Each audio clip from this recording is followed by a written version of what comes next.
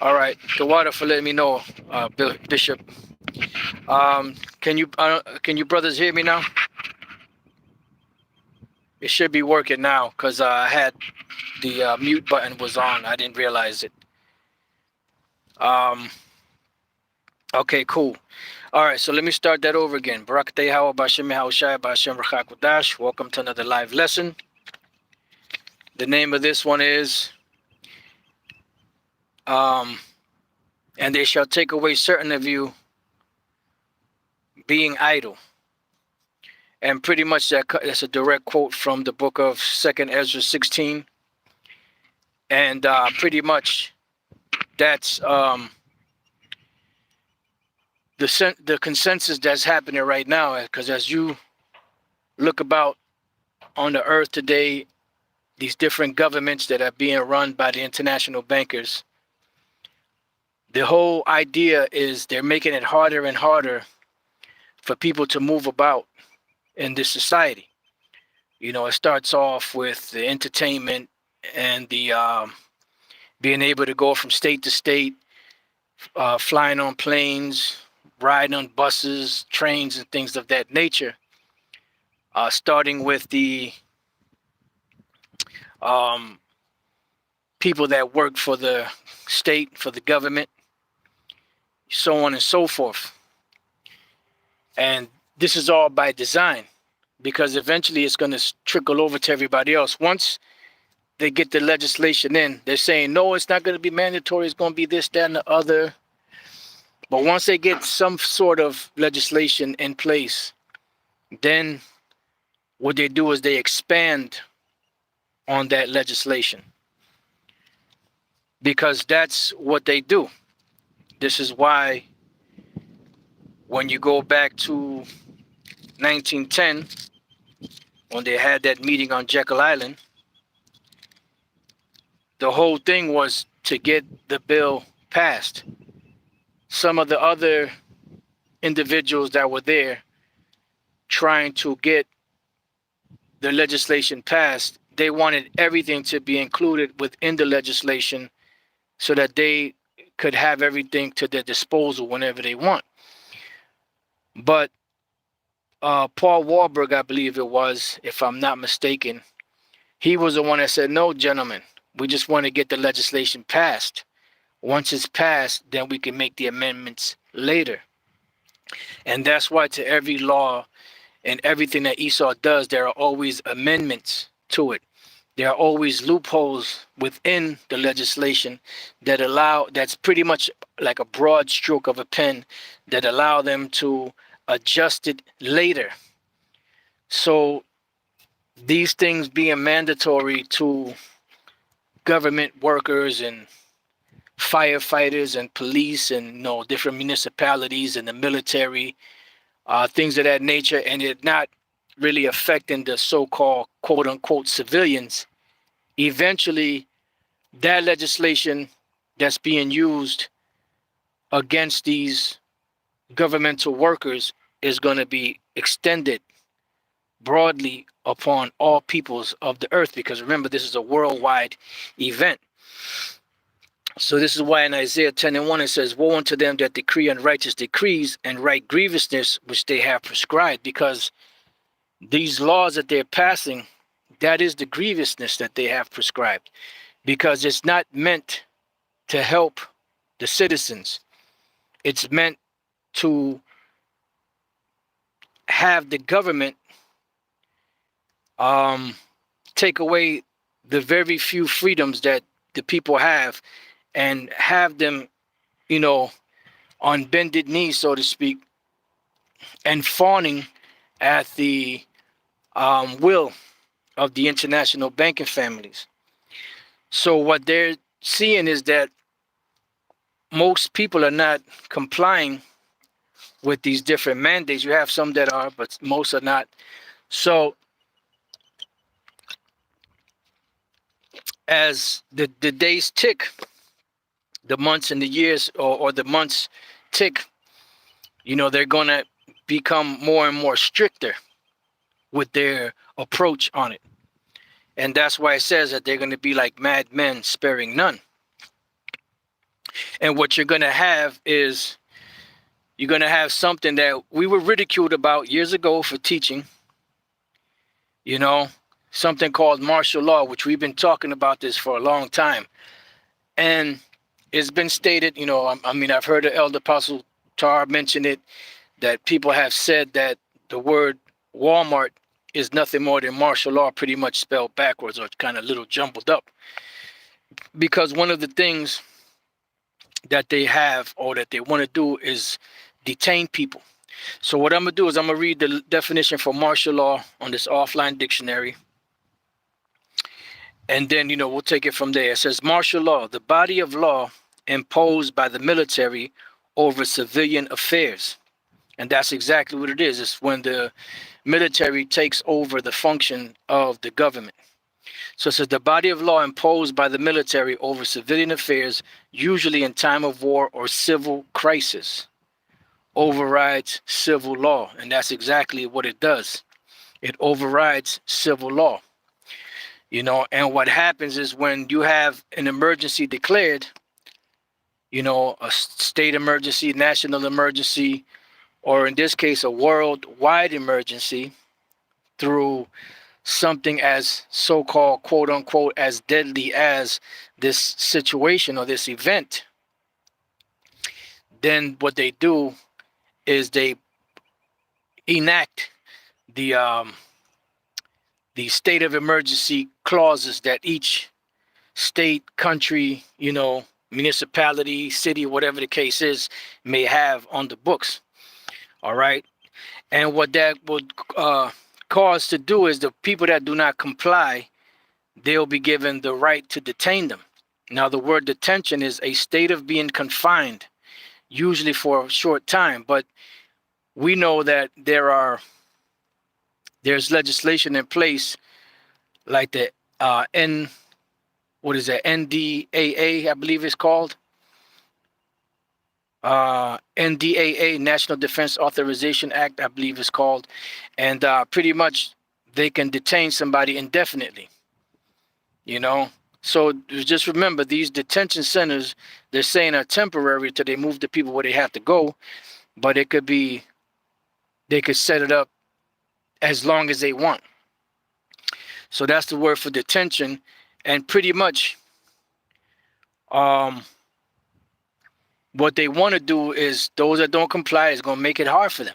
Then they have something called labor camps. A labor camp is a penal institution for political prisoners who are used as forced labor. And there are executive orders in place right now. I believe it's 11,000 that states that they can move the civilian population and set them up, you know, to become, to have or make them or push them into forced labor. And then finally, you have something called a penal colony, which you have a penal institution where prisoners are exiled, often located on an island from which escape is difficult or impossible, you know. And this is why we read, let's go to the book of Revelation, the 2nd chapter, and the 10th verse, and it says, fear none of those things which thou shalt suffer. Behold, the devil shall cast some of you into prison, that you may be tried, and you shall have tribulation 10 days. Be thou faithful unto death, and I will give thee a crown of life. And that's pretty much what it is. So when the Apostle John wrote this, he was in a place called the island of Patmos. Now, the island of Patmos is located, I believe that's the Aegean Sea, if I'm not mistaken.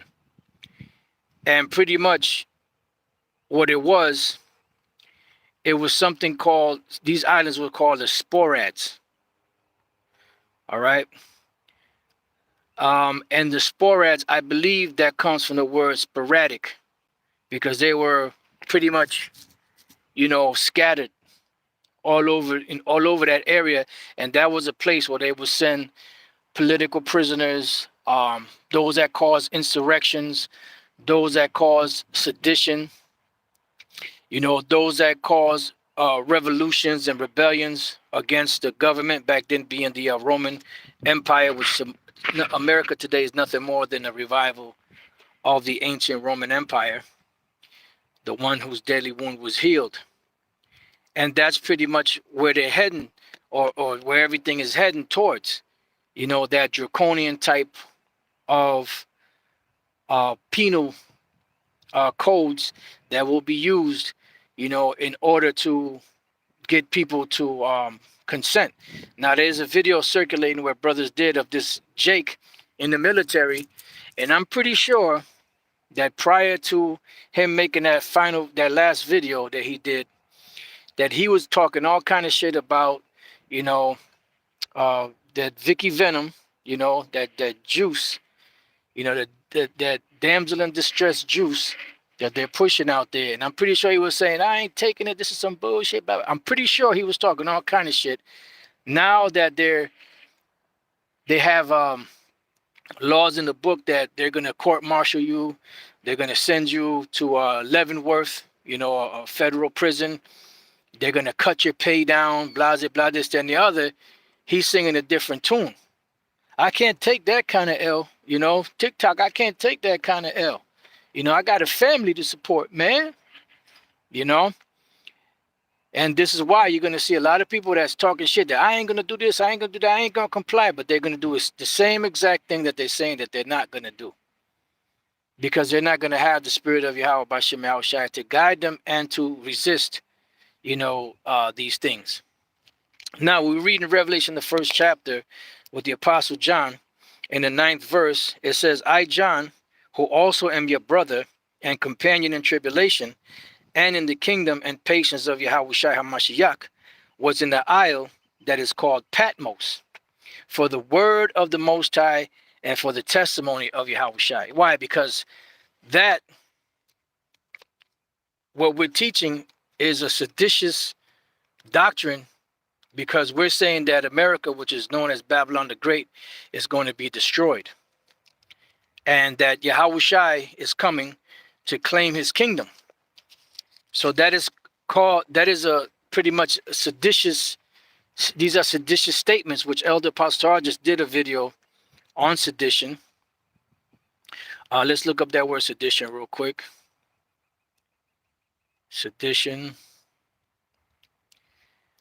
It says an illegal action inciting resistance to lawful authority and tending to cause the disruption or overthrow of the government. All right. And that's exactly what it is. It's an inciting, of pretty much telling these devils that they're about to go down, that their kingdom is not going to last, that this empire called America that rules over all these different governments of the world, that has this military, that's spread abroad across the world, is going to be destroyed by our Lord Yahushua, who's coming back to reclaim his throne, and kick these devils out of rulership. We have Patmos, right? It means my killing. I don't know. I never looked the word up. That's what it said. They say it means my killing. It says a rugged and bare island in the Aegean Sea. All right. And this was set up for the purpose of sending those that were considered a threat to the Roman Empire. And they were nothing more than penal colonies, which we read the definition of penal colony being a penal institution where prisoners are exiled, often located on an island from which escape is difficult or impossible.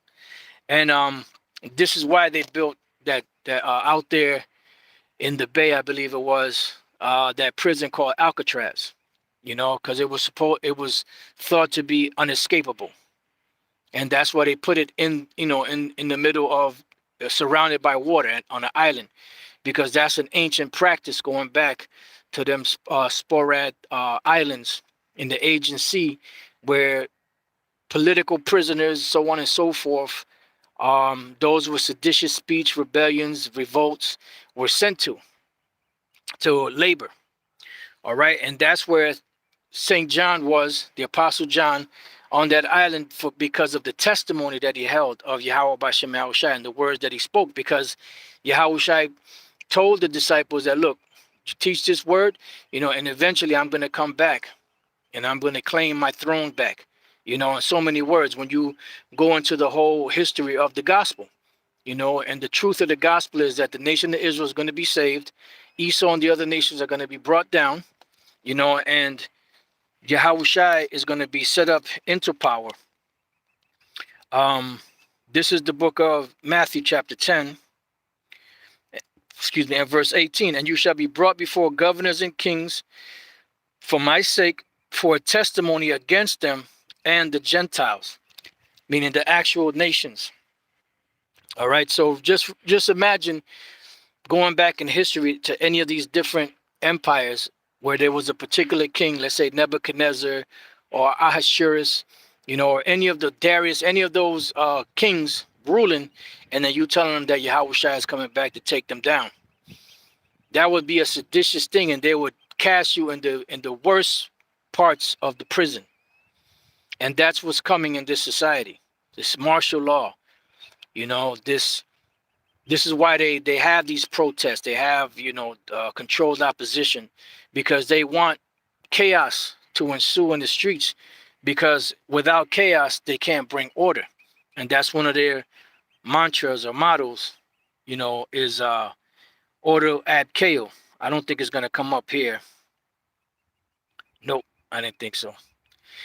So order ad chaos is a Latin phrase called order, or that means order out of chaos, and that's what they want to bring.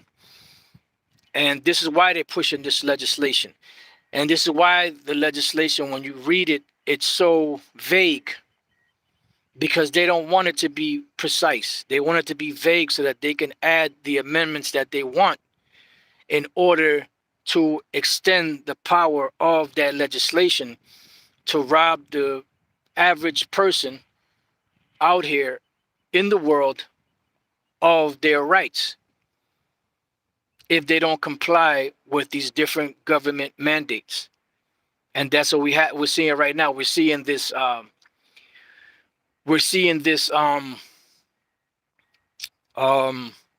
dragon, the beast speaking as a dragon, and that's how they speaking as a dragon. Let me get this precept here, and then I have another precept I want to go into. Let me just hold on to this. All right, so this is the book of Matthew chapter 2 verse 1. Now when Yahushua was born in Bethlehem of Judea in the days of Herod the king. So Herod, who was an Edomite, he was the king of the Jews at the time. He was set up by the Roman authorities to be the king over Israel, right? So he's the ruler, the sole ruler of the Israelites, right? It says, behold, there came wise men from the east to Jerusalem, saying, where is he that is born king of the Jews? See, where is he that's born king of the Jews? For we have seen his star in the east and are come to worship him. So this was a sign that the king of Israel was born. So they came to worship the Lord, because they came to pay homage pretty much to Yahushai, and they brought him gifts and all of that. So when this came into the ears of Herod, who's supposed to be the ruler and the king of the Jews, which he wasn't a Jew, he was an Israelite, he was an Edomite. This was a threat to him, to his kingdom, to the throne, to his successors, which were his children, his sons. So this is what it says, is when Herod the king had heard these things, he was troubled, and all Jerusalem with him. So even these Sambos among Jake, they were even troubled. Wait a minute, what do you mean born king of the Jews? You're the king. And those are the same ones that said we have no king but Caesar. All right. So this was a seditious thing that was happening here. And this was just on a small scale, dealing with just over Israel, not even dealing with the Roman Empire and all that, just dealing with Israel.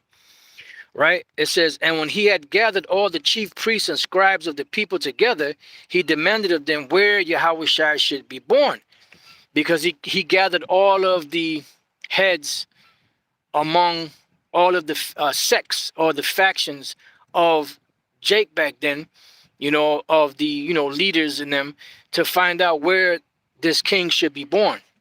It says, and they said unto him, in Bethlehem of Judea, for thus it is written by the prophet. And that's why he called them. He didn't call them to seek their counsel or their wisdom. He just called them because of the scriptures. But wait a minute, he's the king of the Jews. You mean to tell me you don't know, that the scriptures say that Yahushua will be born, the king will be born in Bethlehem? That shows you, as the scriptures say, none of the wicked shall understand. So he had to seek to other Israelites to get the answers. And this was considered to be a very seditious thing. And this extended into the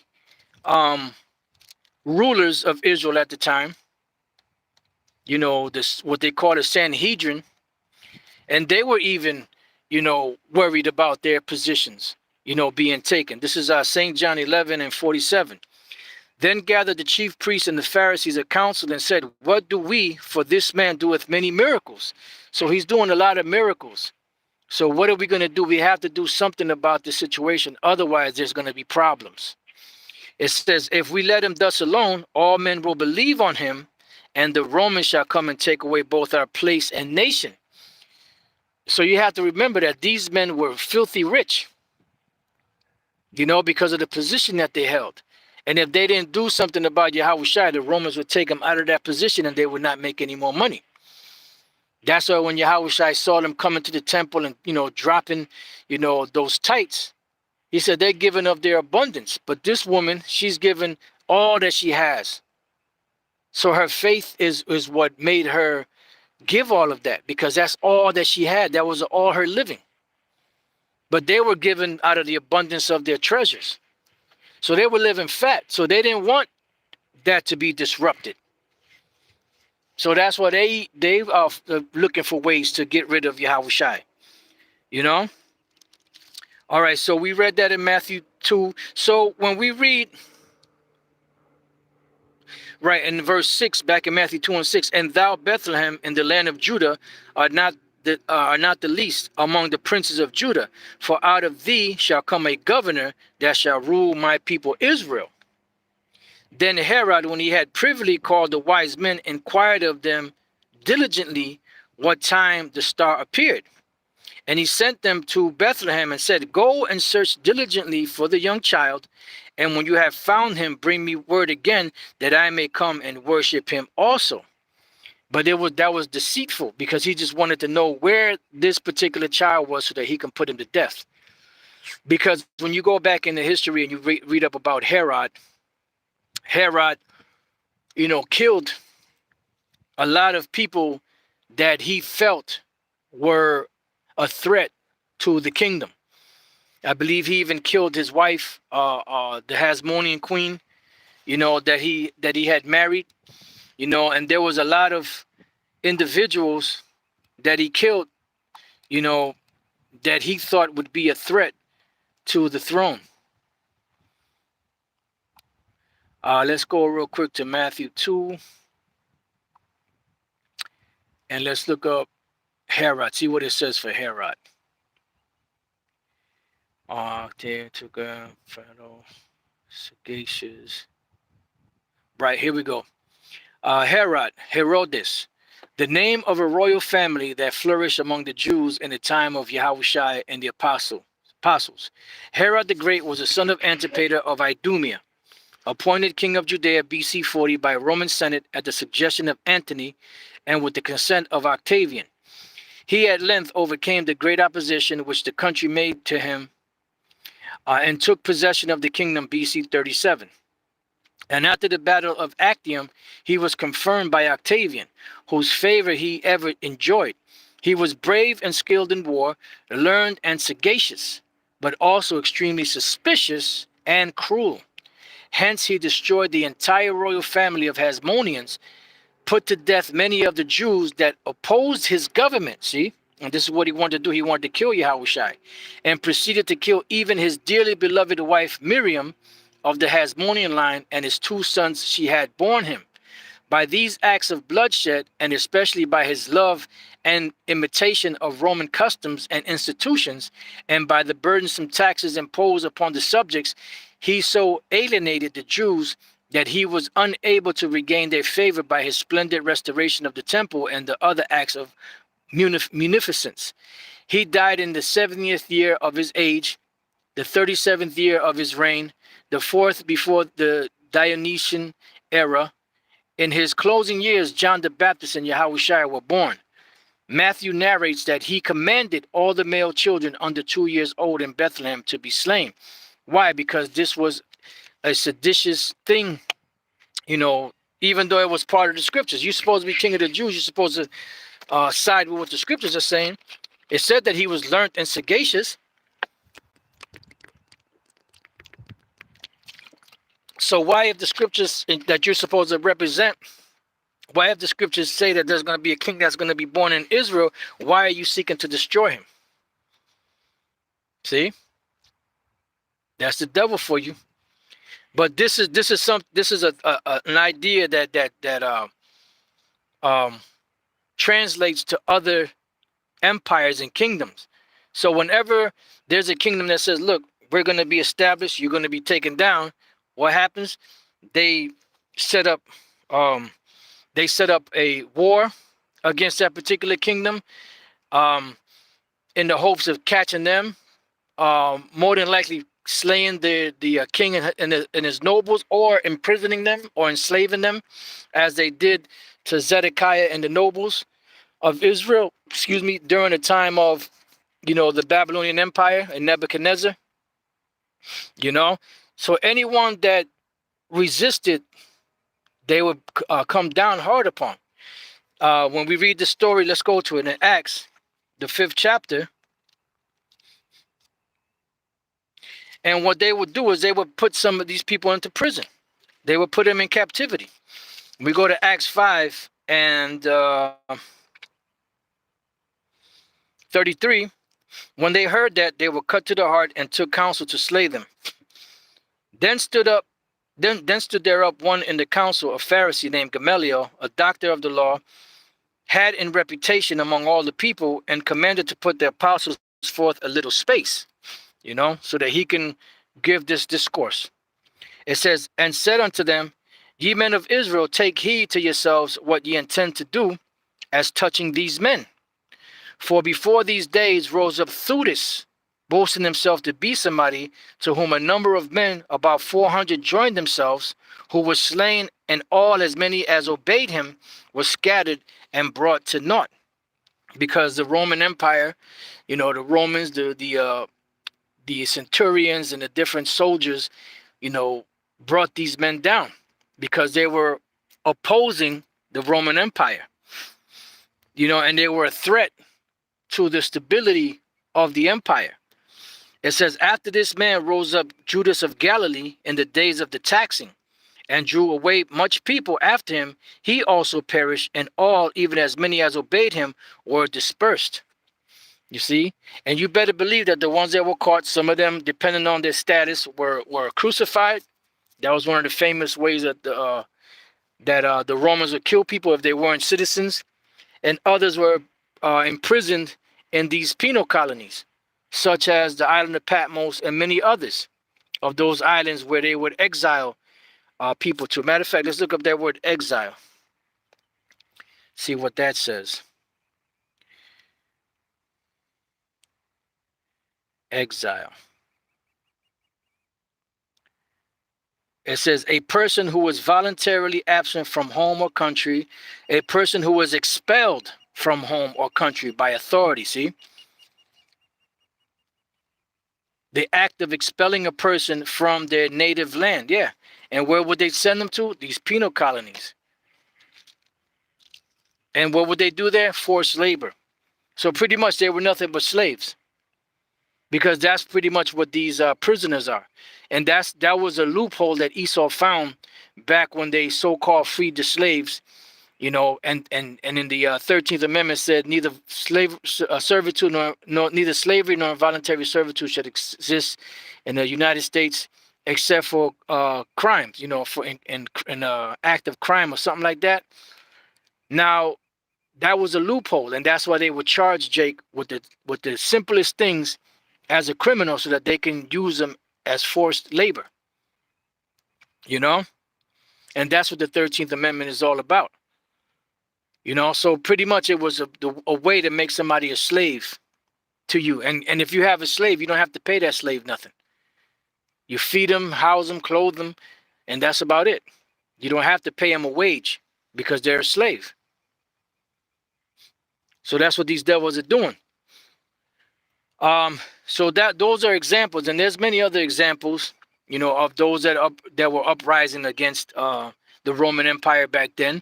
And today they're doing the same exact thing. You know, you have some that are trying to rise up against the government, forcefully taking up arms, and then there are those that are just speaking the truth, and are become, you know, enemies to the state, so to speak. Like the famous quote, you know, in the time of universal deceit, telling the truth is considered a universal act. You know, no, I'm sorry, a revolutionary act or something like that. You know. So basically, it's against the law, so to speak, or it's a crime to speak the truth. And this is why the Apostle John was on the island of Patmos for preaching the truth. This is why the apostles, you know, ended up in prisons because of the things that they spoke. This is why the Apostle Paul and others that were with him ended up in prisons because of the message that they brought. And Yahushua said that you shall be brought before governors and leaders. You know, they were going to throw you into prisons because you are going to be persecuted for my name's sake. You know, and that's a good one that the brother just put up. Amos 5:10. They hate him that rebuketh in the gate, and they abhor him that speaketh uprightly. Because that, at the end of the day, there's an agenda going on.